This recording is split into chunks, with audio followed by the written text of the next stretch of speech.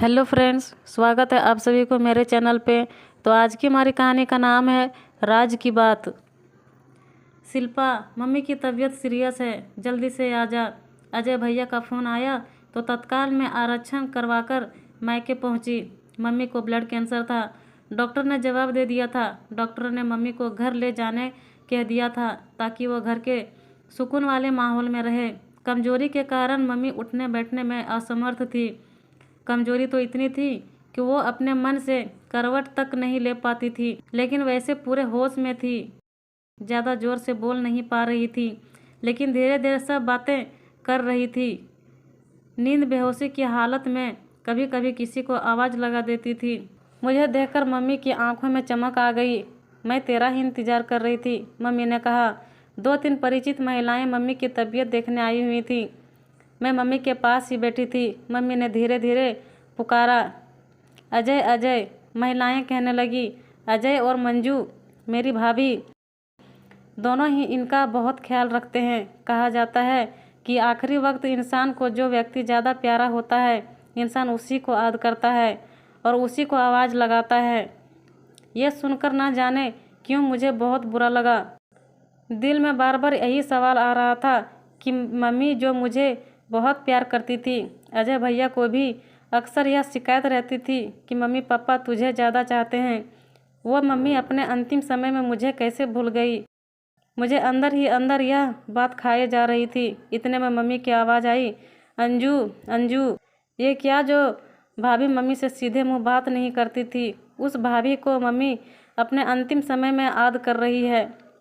मैंने मन ही मन सोचा कि हो सकता है मम्मी घर के सभी सदस्यों को याद कर रही होगी, इसलिए हो सकता है थोड़ी देर बाद मेरा भी नाम ले ले, मुझे भी याद कर ले। मैं पूरे समय मम्मी के पास ही रहती थी, लेकिन इस बीच मम्मी ने एक बार भी मेरा नाम नहीं लिया। मम्मी सिर्फ मेरी मम्मी ही नहीं थी, वो तो सबसे अच्छी सहेली थी। हम दोनों एक दूसरे के अपने मन की हर बात शेयर करते थे। वो कई बार भैया भाभी की खराब बर्ताव को लेकर फ़ोन पर दुखी होती थी। ऐसी स्थिति में मम्मी की जुबान पर मेरा नाम ना होकर भैया भाभी का नाम होना, यह बात मुझे पच नहीं रही थी।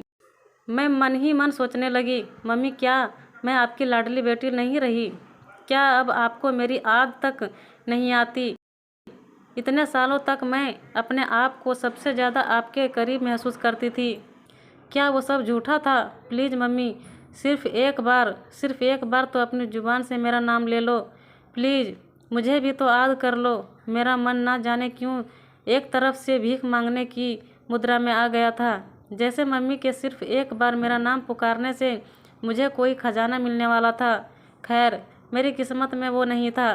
इसी तरह की स्थिति में मम्मी ने 2-3 दिन और निकाले और हम सबको छोड़कर चली गई। इसी बीच मम्मी ने कई बार अजय भैया और अंजू भाभी का नाम पुकारा, लेकिन मेरा नाम भूल कर भी उनकी जुबान पर नहीं आया। मैं अपने आंसू रोक ही नहीं पा रही थी। यह निर्णय मैं खुद नहीं ले पा रही थी कि मुझे ज़्यादा दुख मम्मी को खो देने का था या मम्मी ने मेरा नाम नहीं पुकारा इस बात का था। मैं अपने आंसू रोक ही नहीं पा रही थी। मैं यह बात पतिदेव को भी बता नहीं सकती थी, क्योंकि वह मुझे ही गलत कहने लगते कि ज़रूरी है क्या कि मम्मी ने तुझे याद करना ही चाहिए था। मैं अपने आप को किसी भी तरह से समझा नहीं पा रही थी कि आखिर ऐसा क्यों। आखिरकार मुझसे जब रहा ही नहीं गया, तो जब एक बार पापा अकेले दिखे तो मैंने उनसे यह बात पूछी तो उनकी आंखों में पानी आ गया। बेटा, तेरी मम्मी मजबूर थी। पापा बेटी को याद करने में कैसी मजबूरी? मैं कुछ समझी नहीं। माँ बाप के लिए सभी बच्चे समान होते हैं। वैसे तो वो सभी बच्चों को एक जैसा ही प्यार करते हैं, लेकिन जिन बच्चों का व्यवहार माँ बाप के प्रति अच्छा होता है, जो बच्चे माँ बाप की कदर करते हैं, माँ बाप भी उन बच्चों का ज़्यादा प्यार करते हैं। इसी मायने में हम दोनों तुझसे ज़्यादा प्यार करते हैं। तेरी मम्मी हर काम बहुत दूर का सोच कर करती थी। उसका ये बर्ताव भी उसी दूरदर्शिता का परिणाम है। इसके पीछे बहुत बड़ी राज की बात है। कैसा राज पापा? और यदि मम्मी मुझसे प्यार करती थी तो मम्मी ने अंतिम समय में मुझे याद क्यों नहीं किया? वो बार बार भैया भाभी को ही पुकार रही थी। इसका तो यही मतलब हुआ ना कि वो भैया भाभी को ही ज़्यादा प्यार करती थी। नहीं बेटा, ऐसी बात नहीं है। 3-4 दिनों से क्या तूने अपने भैया भाई के बर्ताव में कुछ फ़र्क महसूस नहीं किया? मतलब क्या तूने यह महसूस नहीं किया कि पहले की तुलना में वो तेरे मम्मी से और मुझसे थोड़ा अच्छे से बर्ताव कर रहे थे? हाँ, मुझे ऐसा लगा तो सही, लेकिन मैंने सोचा कि मम्मी की बीमारी की वजह से उनके बर्ताव में यह फ़र्क आया होगा। नहीं बेटा, यह फ़र्क तेरी मम्मी के तेरा नाम ना पुकार कर उन लोगों के नाम पुकारने से आया है। बेटा, शादी के बाद तेरी अपनी घर गृहस्थी है, तू यहाँ आकर ज़्यादा दिन तो नहीं रह सकती और हम लोग भी तेरे ससुराल में आकर ज़्यादा दिन तक नहीं रह सकते।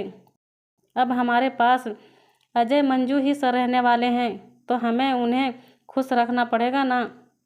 बेटा, चाहे तू तो इसे हमारा स्वार्थ कह ले, लेकिन अजय मंजू के यहं को ठेस ना पहुँचे, वे लोग खुश रहे, इसलिए मम्मी ने सबके सामने तेरा नाम अपनी जुबान पर आने नहीं दिया, ताकि उसके जाने पर वो लोग मेरा भी ख्याल अच्छे से रखें। अभी उनके मन में यह बात बैठ गई है कि मम्मी पापा उन्हें ही ज़्यादा प्यार करते हैं, शिल्पा को नहीं। तू तो समझदार है।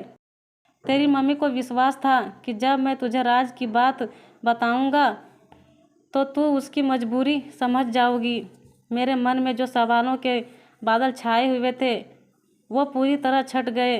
बाप रे, इतनी दूर की सोच। वाह वाह मम्मी, मान गई आपको। बहुत अच्छा किया मम्मी आपने। लोग तो सिर्फ यह बोलकर रह जाएंगे कि मम्मी मुझसे नहीं भैया भाभी से ज़्यादा प्यार करती थी, लेकिन यदि इस एक बात से उनके यहाँ की संतुष्टि होकर वो आपकी अच्छे से देखभाल करेंगे तो मुझे भी अपने मन को समझाना ही होगा।